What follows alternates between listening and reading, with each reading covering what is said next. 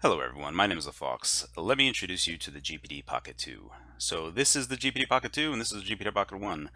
Very quickly, let me just tell you a little funny story. So I've been sitting on this information for about 3 months. I've had pictures and I've known early specs, but Wade asked me not to share anything, so I didn't. And I was waiting for the time for him to give me the all clear to go ahead and share that information.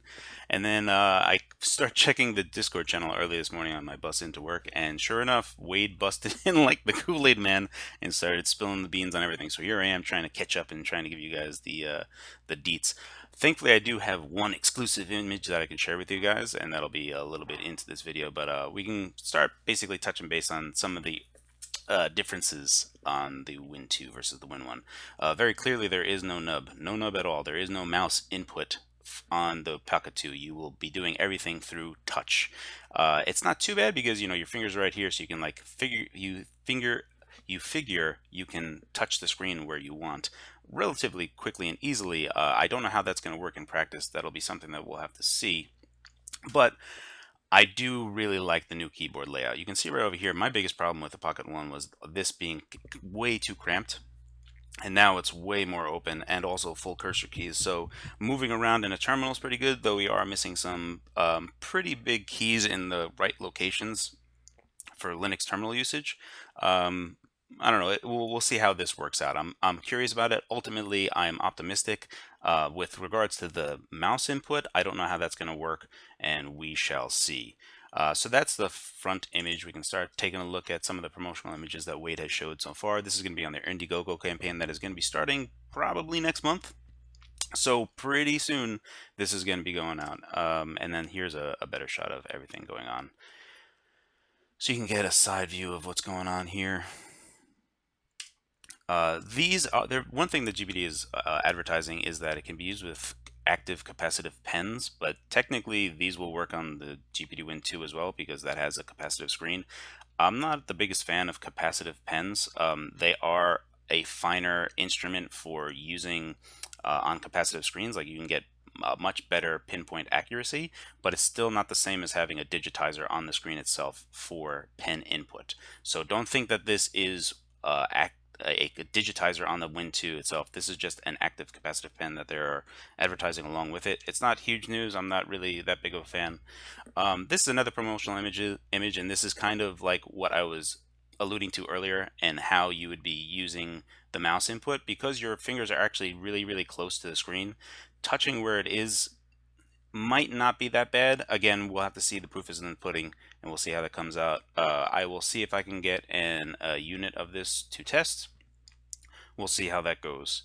Here are some images of it just by itself, and you can see the USB port, a 3.5mm audio jack, micro SD card for additional storage. We will talk about specs later on. At the end of this, here you have USB-C, no more HDMI out, but you can do DisplayPort out via USB-C. Additionally, this USB-C for power input does work with 5-volt chargers, which is pretty big because the Win 2 does not charge via 5-volt. It only does 12-volt. So that does make things a lot easier to charge when you're mobile with it. Excuse me. Let's go ahead and take a look at some other images. You can see a better image here of the media bar, and this is kind of reminiscent of the Mac touch bar, but it is not active. It doesn't change. It's not dynamic. It is static. Those buttons are set. They are what they are. So it isn't going to be any much different than what you're seeing right here. So this is the one image that I have exclusive that has not been shared yet. This is the internals of the Pocket 2.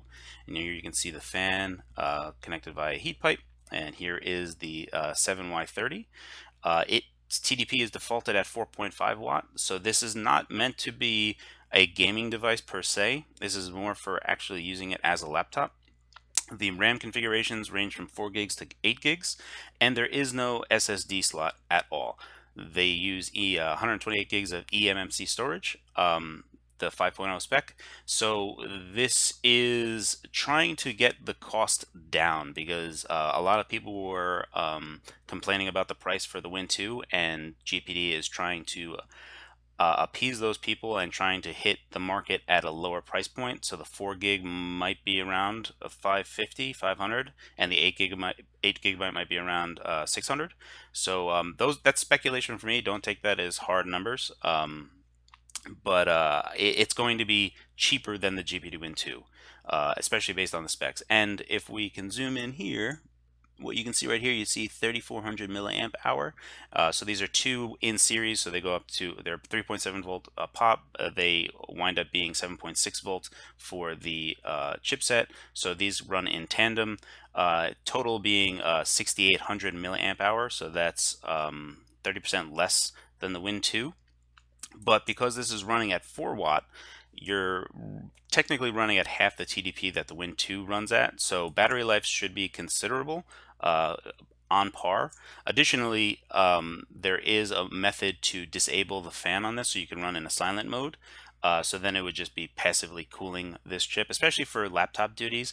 That will be, I think it's realistic to assume that this will run fine passively at 4.5 watt. So that's interesting, and also will increase battery life because you're not running a fan as well. So there's some interesting things there. Plus eMMC storage, probably going to take less power. All told, it should be an interesting device. I'm curious how it's going to all work out. Here are the specs. So we do know that it is 7Y30, so very similar to the GPD Win 2. It does have two options. There's going to be a 4 GB RAM option and an 8 GB RAM option. Both of them will have 128 gigs of eMMC storage, expandable by USB and micro SD port right here. The screen resolution is 1200p, 1900 by 1920 by 1200. It is a 7-inch capacitive screen.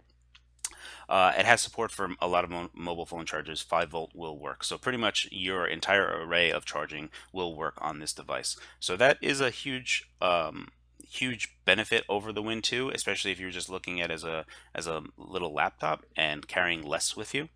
The headphone jack, obviously. Fan can be turned off for silent computing, which we already talked about earlier. The HDMI port has been removed, but you can do USB-C to do HDMI out or DisplayPort out, and you should be able to hit 4K 60 via USB-C to DisplayPort. The keyboard is not backlit, so I know some people are going to be a little bit upset about that. Also, it doesn't yoga, it doesn't go full 360. The battery, we already talked about this, but battery wise, everything should be, you should anticipate 4 hours of battery life at this TDP, roughly maybe 3.5 hours. Alternatively, you can, try to force this wattage down even further. Especially if you're just doing general computing tasks, I don't see the GPU really being super necessary. And you can kind of tone that down a lot and really boost battery life a lot. The Indiegogo launch is tentatively scheduled for July with delivery around September. All this can change though. So all of this I took from the Reddit post that Victor had posted up. Thank you very much, Victor, for putting that and consolidating all that information for me to just put in this one image here. Really appreciate it. That's it. This is the GPD Pocket 2. It's relatively soon. Thank you guys so much for watching.